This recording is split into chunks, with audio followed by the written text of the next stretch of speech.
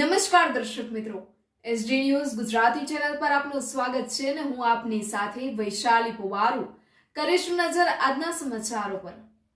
વડોદરા જિલ્લાના શિનોર તાલુકા ખાતે સ્વાતંત્ર્ય પર્વની ઉજવણીના ભાગરૂપે ભવ્ય તિરંગા યાત્રાનું આયોજન કરવામાં આવ્યું।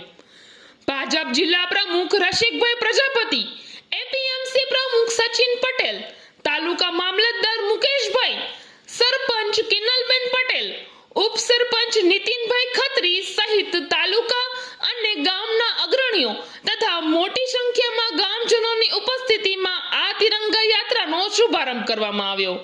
હર ઘર તિરંગા હર ઘર સ્વચ્છ ના નારા સાથે પ્રારંભ થયેલી આ યાત્રા સરદાર વલ્લભભાઈ પટેલની પ્રતિમાને પુષ્પાંજલિ અર્પણ કરીને શરૂ થઈ।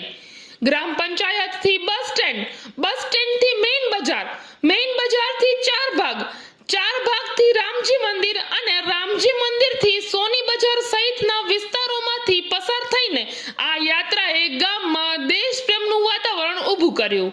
શિનોરના મુખ્ય માર્ગો પર દેશભક્તિના સૂરો ગુંજી ઉઠ્યા અને ગામજનોની હાજરીએ કાર્યક્રમમાં ઉમંગ અને ઉત્સાહ ભરી દીધો।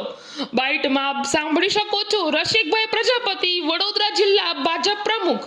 Reporter Rahul Prajapati, S D news Gujarati, Sinor, Sadhli.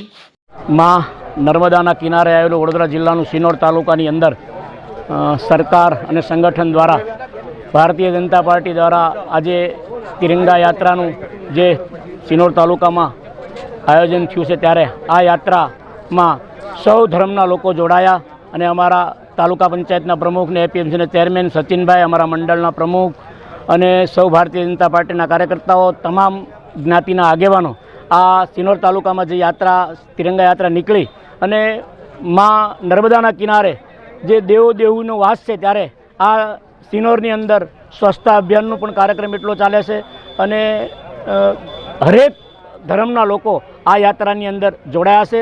હું આ શિનોર તાલુકાના સર્વે જનતાનો યાત્રા વતી હું આજનો ખૂબ ખૂબ આભાર માનું છું અને તેમનું દિલથી સ્વાગત કરું છું જે યાત્રામાં જોડાયા।